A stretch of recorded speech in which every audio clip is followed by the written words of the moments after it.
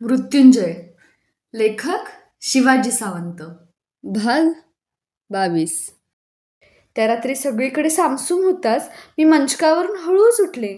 कोनाड्यातील ती विषाची कुपी हातात घेतली. मथुरेतल्या बाबांचं स्मरण करून मी त्यांना वंदन केलं आणि डोळे मिटून पुटपुटले. बाबा, तुमची पृथा एका क्षत्रिय राजाची कन्या आहे हे कधीच विसरणार नाही. माझा हा निर्णय तुम्हाला खात्रीनं आवडेल. नंतर भोजपुरातील बाबांना आठवून त्यांनाही नमस्कार करून मी म्हणाले, क्षत्रिय कन्यांनी शिलासाठी मरावं हे सत्य मी आज सिद्ध करते आहे. बाबा, मला आशीर्वाद आणि धैर्य द्या. क्षणभर मी डोळे उघडले. सगळीकडे निशब्द शांतता होती. थोड्याच वेळात मीही अशीच शांत होणार होते. हे निर्दय तरीही हवं हवं वाटणारं जग आपणाला परत पाहायला मिळणार नाही म्हणून क्षणभर माझं मन भरून गेलं, थरकलं. पण मी त्याला आवरलं. आईचं स्मरण करून मी म्हणाले, आई, तुझ्या पृथ्वीचा जन्म लक्ष लक्ष दुःख सहन करण्यासाठीच आहे का ग? आज या दुःखाचा अंत होणार आहे. मला आशीर्वाद दे. डोळे मिटून मी ती कुपी घशात ओतली आणि मंचकावर अंग झोकून दिलं. आता सकाळी नगरात हाहाकार उडणार होता. मी ती विषारी कुपी प्याले होते, पण तिचा काहीच उपयोग झाला नव्हता. मृत्यूसुद्धा आपली कृपादृष्टी माणसाला हवी तेव्हा वळवायला तयार नसतो. माझ्या पोटात आता आगीचा डोंब उसेल अशी माझी कल्पना होती, पण नुसतं घशात चुरचुरण्यापेक्षा मला काहीच वाटलं नाही. अर्धा घटका मी मंचावर पडून होते, पण मला काहीच झालं नव्हतं. आत्यंतिक मानसिक त्रासानं झापड मात्र येत होती. मी ताडकन उठून बसले. भीतीनं माझं अंग शहारलं. मी कोण होते? विषानंही न मरणारी, एकदम दहावीसारखी तापणारी. शंकांनी मन गारठून गेलं. जीवन मला असह्य झालं होतं. मरण मला अशक्य होतं. विषाचाही माझ्या शरीरावर परिणाम होत नव्हता. मी कोण होते? द्वार उघडून मी कक्षाबाहेर आले. दासींच्या दालनात शिरले. तिथं अनेक दासी झोपल्या होत्या. एका कोपऱ्यात धात्रीही अंगाची मुठकुळी वळून पडली होती. मी तिला गदागदा हलवून जागं केलं. मला पाहताच ती दचकली.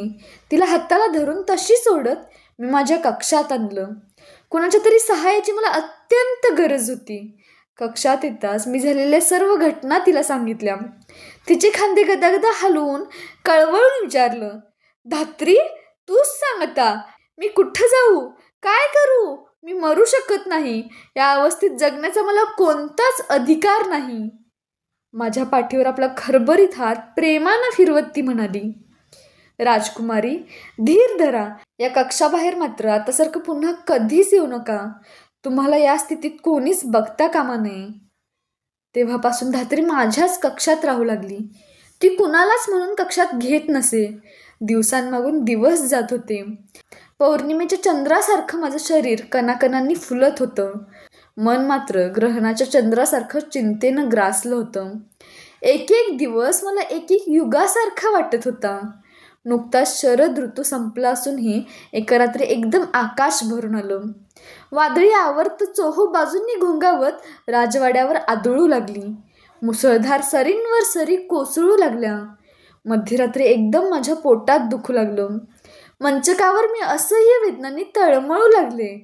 परांच्या उशांचा चुरगळून चोळामोळा होऊ लागला.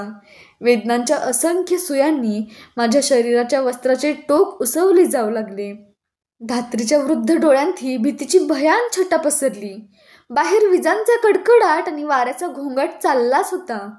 प्रसूतीच्या असह्य यातनांनी मी कण्हत होते. एका घटकेनंतर एका चिमण्या जीवाचं ओरडणं सुरू झालं. त्या वाड्यात 5 तपांनंतर हे रडणं ऐकू येत होतं. मात्र बाहेरच्या कडकडाटात ते कुणालाही ऐकू जात नव्हतं. मी माता झाले.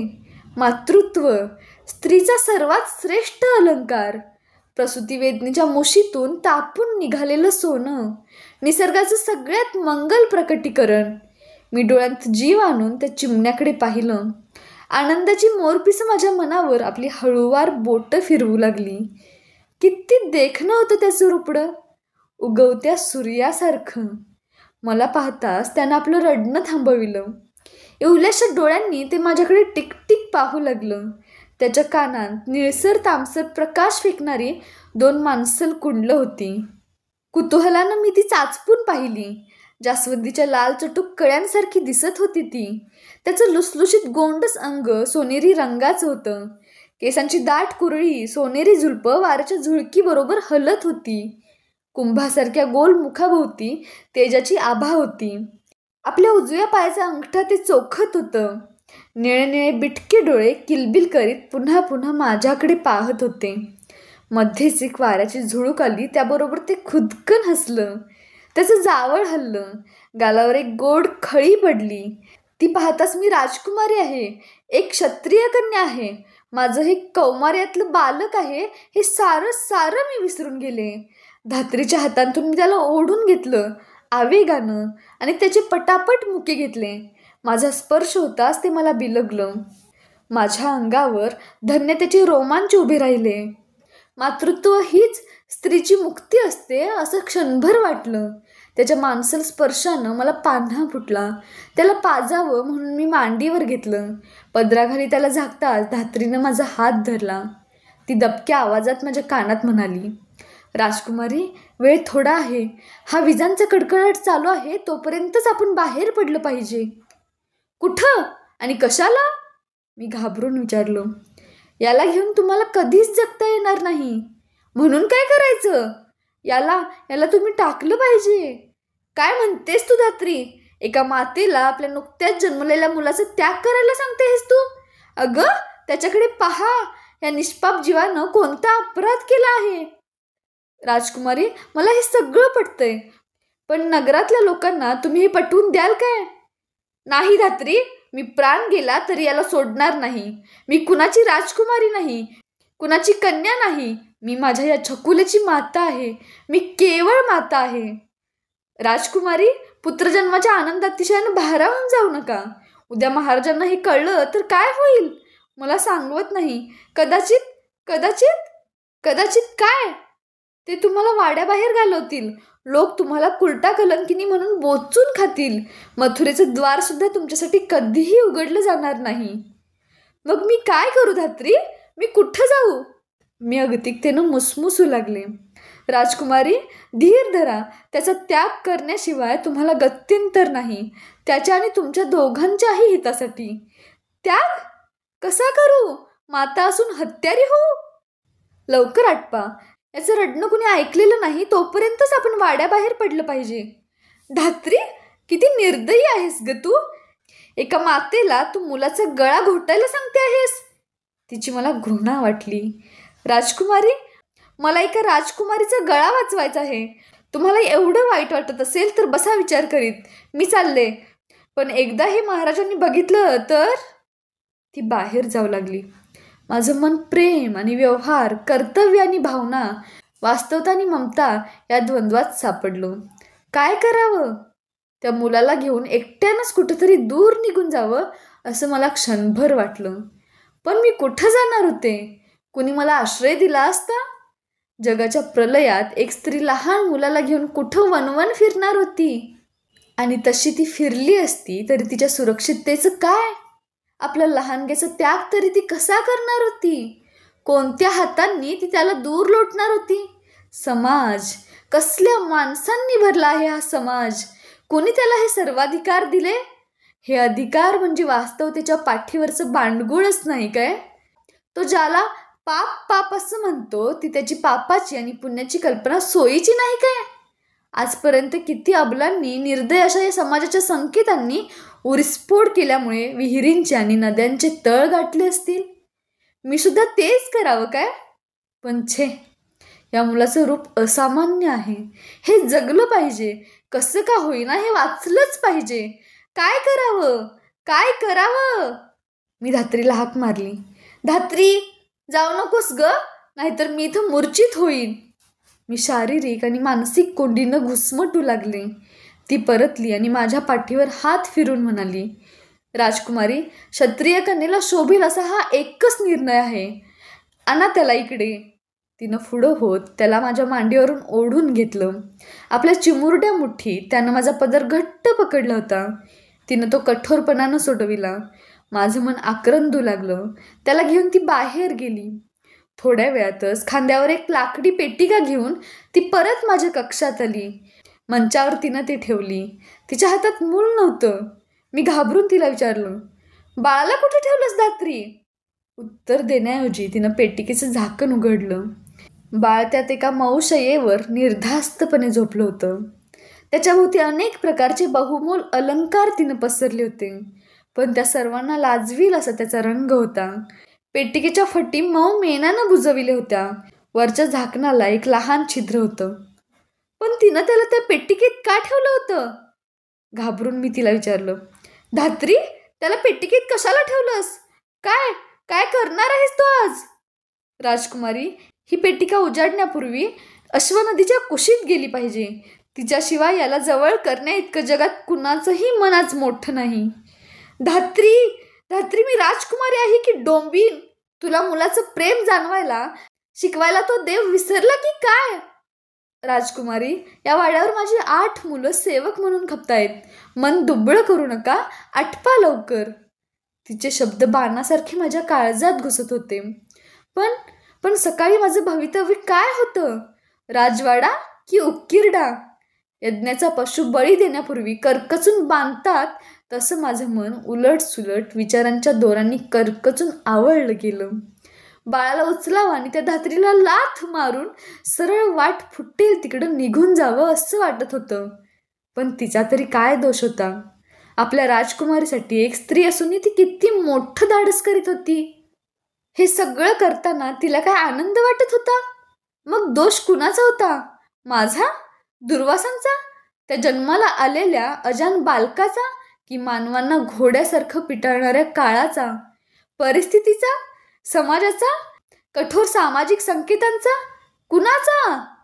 माझं डोकं विचार करून करून तडकणार की काय असं मला वाटू लागलं.